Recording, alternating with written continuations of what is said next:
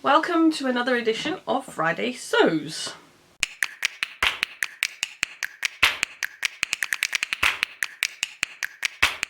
So today is actually Saturday,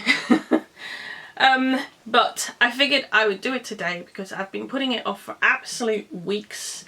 Every time a Friday comes around I think, oh, I should have filmed, oh, I'll do it next week, and then next week comes along and life just gets in the way. Anyway, for those of you that don't know, Friday Sews is where we share a little bit of life and a little bit of sewing, and it was started by Jen, the lovely Jen, from Today in Jen's Sewing Room.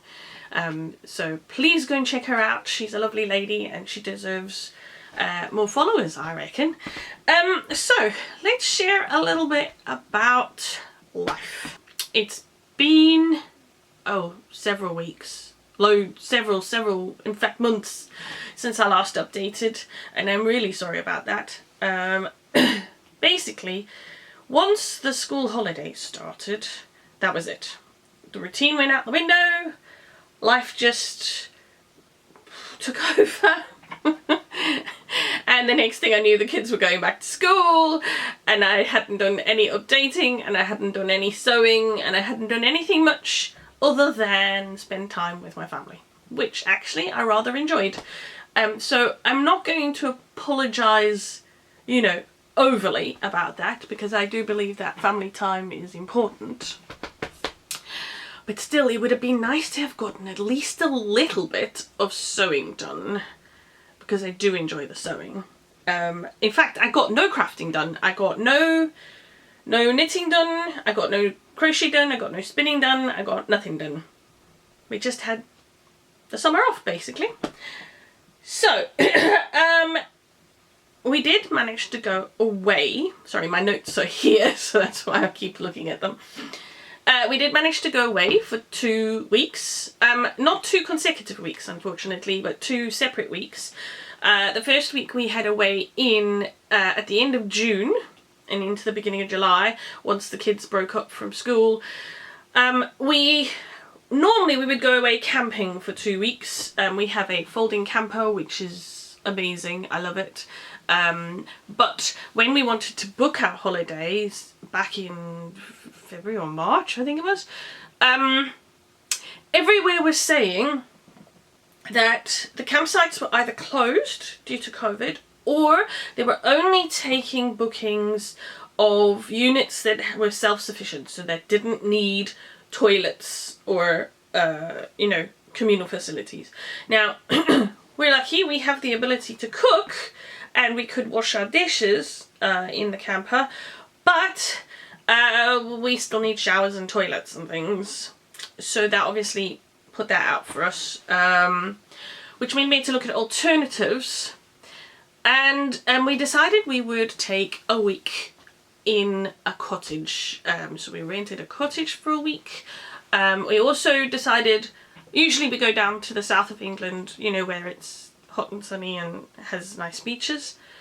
This time we decided we weren't sure whether what the rules about travelling were going to be by the time we got to the holidays. So what we did was we rented a cottage in Scotland.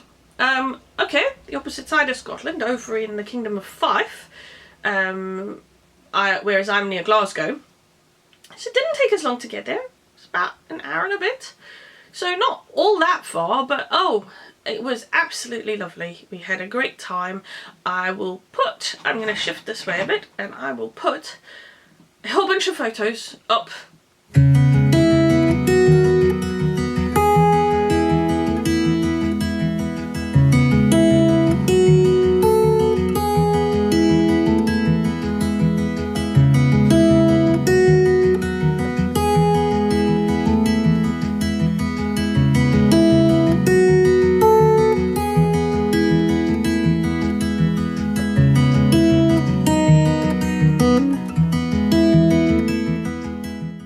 Second week away, we went down to visit the in-laws for a week down in Englandshire, and we used that time again, catch up with family. We hadn't seen them in nearly 2 years because of COVID, and we just used that time to catch up with some family, and we also explored their area for a little bit as well and did a few things. Nothing major, you know. Other than that, the only thing, oh yes, Erin got her Nat 5 results. I'm very happy to say that I have a very clever daughter who's a hard worker and brilliant academically.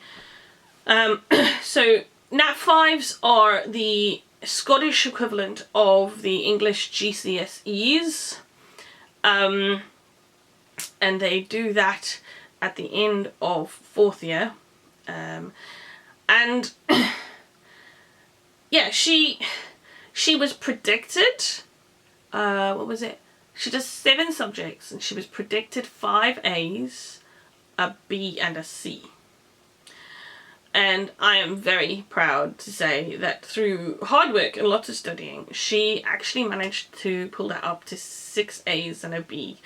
So we were absolutely over the moon when she got her results, and that has set her up now. She's gone on to, she's doing 5th year, and she is taking 5 subjects at Highers level. So that's the equivalent of an English A level, except they do them in 1 year up here in Scotland, whereas down in England they've got 2 years to do A levels. Up here they do them in 1 year, and then next year she could take some more, or she could take advanced Highers, which is like 1st year university level. So anyway, it's complicated. I've had to relearn, I've relearned the education system when I moved from South Africa to England, and then I have had to relearn the education system when I moved from England to Scotland. So yeah, it's completely different. The other thing I was doing, over July, I had Camp NaNoWriMo. Now, I don't know if any of you know, but NaNoWriMo is the National Novel Writing Month. It usually takes place in November every year, and it's a challenge to write 50,000 words in a period of 30 days. So just 1st to the 30th of November, 50,000 words. But they also run 2 other events in April and July, which they call Camp NaNoWriMo, and you can choose your own targets for that. And I decided, you know what, I would just see, we've got holidays and I've got kids off and I'm running about here and there, I'll just write and see how much I get done. So I started a new writing project because the one from last November is just annoying me. And I got 15,000 words done, which is so unexpected because, I mean, considering we were away, I didn't have access to my computer, and we were busy, and the garden and the sunshine were calling, and everything else, I did not think I would get that much done, so I'm happy with that. All good. The only other thing about life that I can say is that for some reason I have been feeling a bit low. I wouldn't say it's like full-on depression as such. I have been through that before, I know what that feels like. But yeah, just a general feeling of, you know, can I really be bothered? And I think that's what's affected my sewing more than anything else. More than being busy and having the kids off, but just the feel of, you know what? I really just don't have the energy or the inclination or the mindset or anything to get off my bum and actually go and do something productive. And I didn't realise I was feeling like that until maybe just about a week or 2 ago. And I kind of thought, do you know what? Moping, sitting around, not doing anything is actually making it worse rather than better. So I'm trying to get back into the swing of sewing again. Even if I'm having to force myself to do it sometimes, I think it just needs, I need to give myself a kick up the bum. But I also realised that over lockdown I was fine early lockdown, but see when the takeouts reopened and you could go through drive-through, I started getting into the habit of eating junk again, which has made me gain weight. But I also feel that when I start eating junk, it affects me up here. So I've decided, right, the junk's out the window. There's a few other things I've thrown out the window. So I basically just restarted eating properly, eating what's good for my body. And I'm not seeing any changes in my weight or anything, but I feel much brighter, and like the brain fog is lifting and the mood is lifting a bit. So I'm hoping that if I carry on with that, it'll help as well. So, right, that's it for life. In terms of sewing, well, crafting, let's say crafting, okay. I have a confession to make. I did a very stupid thing. This is my travelling project bag.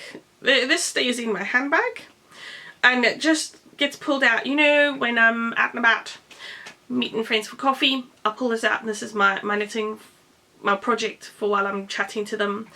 Or, you know, it used to be that when I was waiting for the kids' swimming lessons, or, you know, at the school gates or whatever, that this just kept me busy for a few minutes. So this project has sadly been a bit neglected. I did join a Discord group that has a crafting session once a week. So I did work on it once a week. But I would say between the ripping out I had to do at the beginning before lockdown, and the lockdown then slowing up my meetings and my you know, excursions and the kids activities, yeah, I haven't really worked on these very much.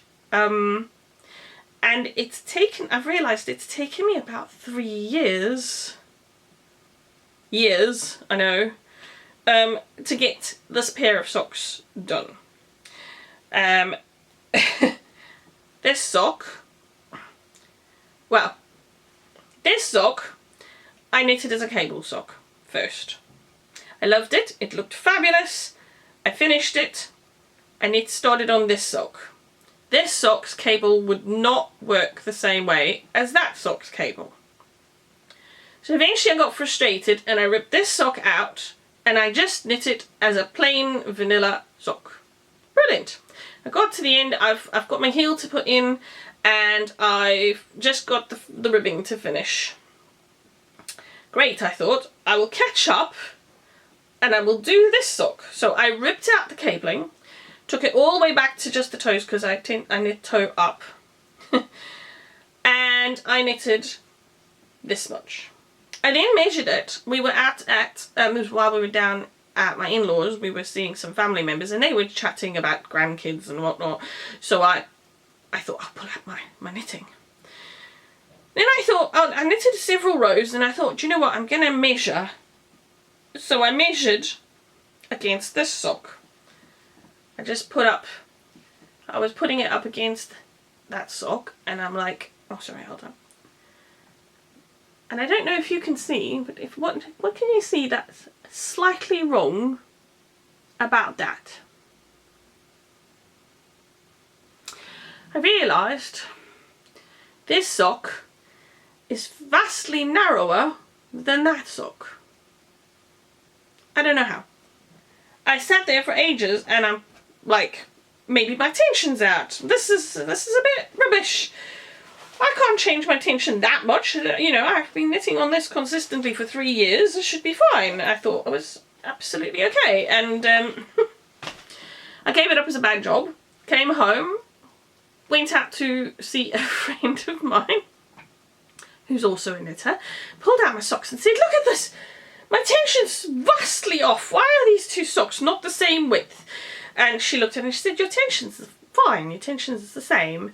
And she said, have you counted the stitches? Now, I've counted the stitches several times over the past 3 years because of ripping out and mistakes and whatnot. I thought, of course I have. I mean, what do you take me for? And then she said, well, how many stitches are you supposed to have on? I said, 64. Fine.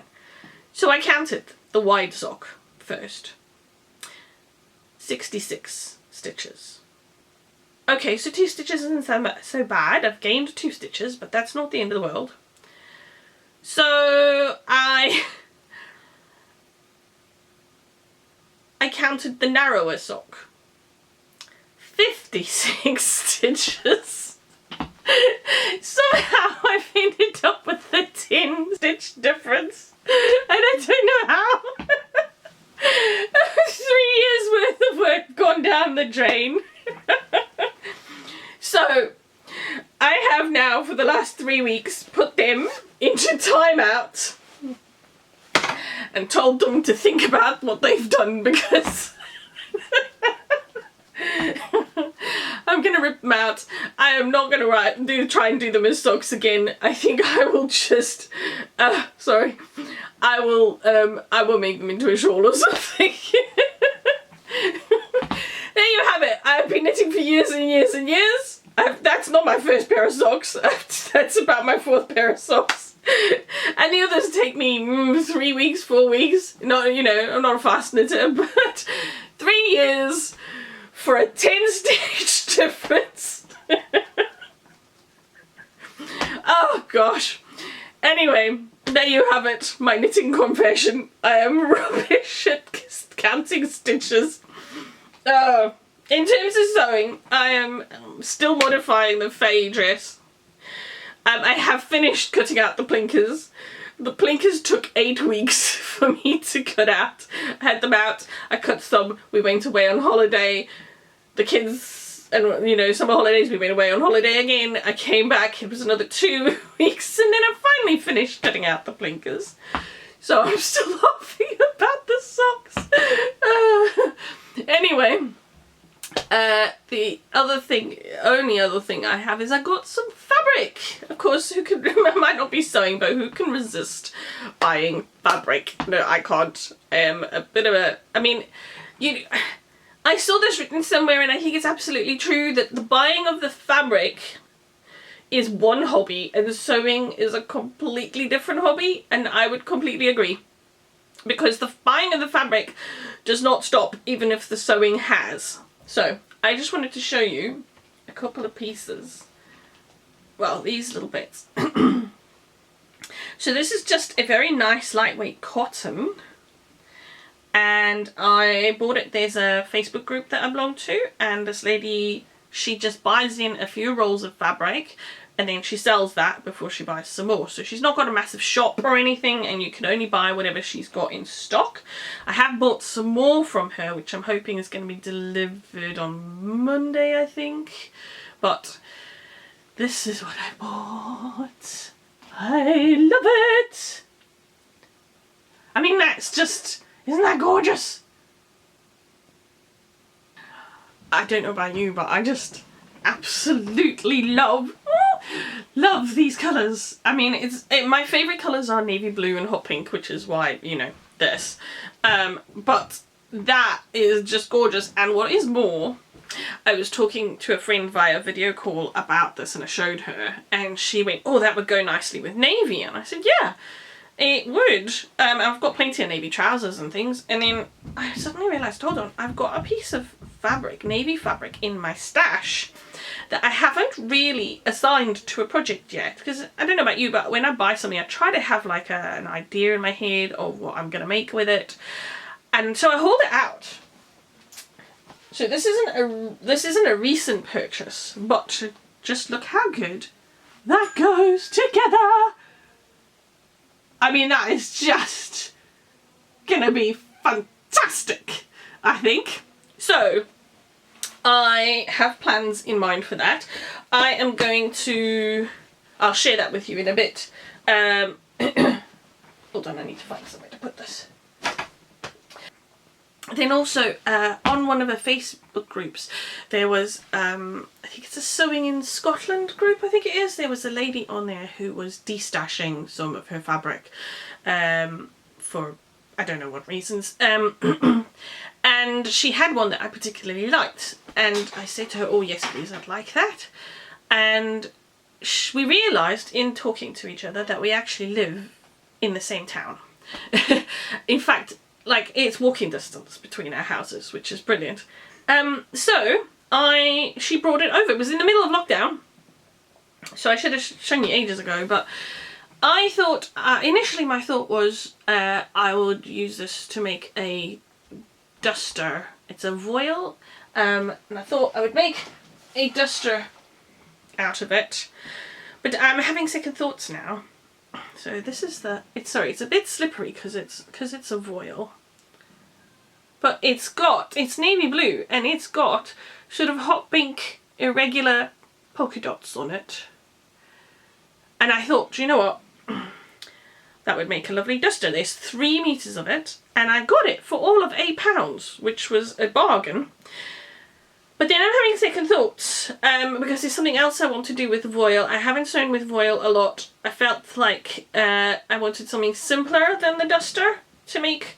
So I ended up going and looking for a similar fabric to make the duster out of, like a more solid fabric to make the duster out of, and then I've got other plans for this.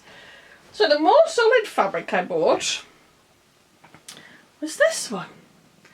Now tell me that doesn't look similar. I mean irregular dots on a navy background, except these dots are white.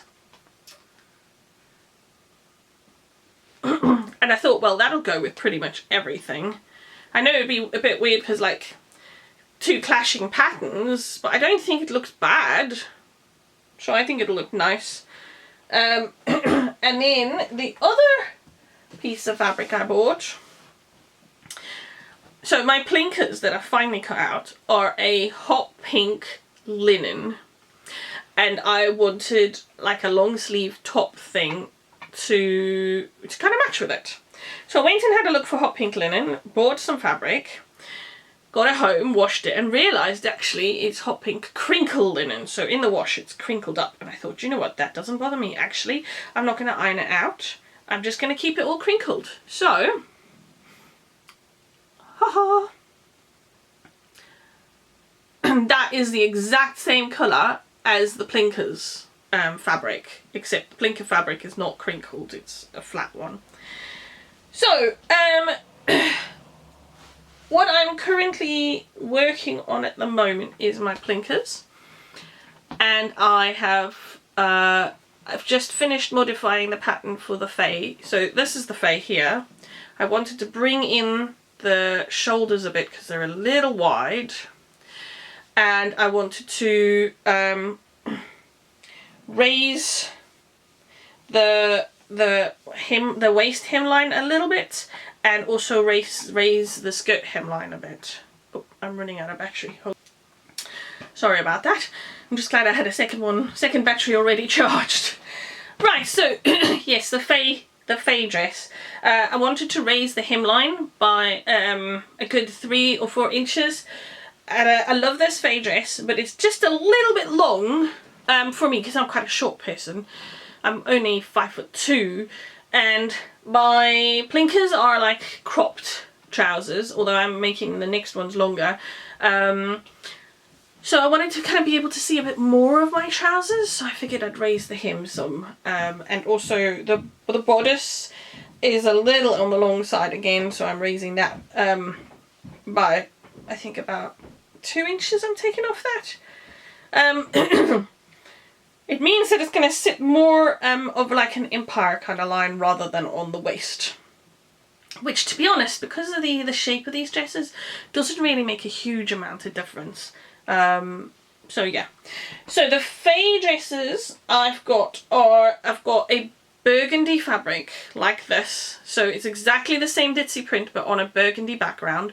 I thought that would work nice with both the pink plinkers and my navy blue plinkers.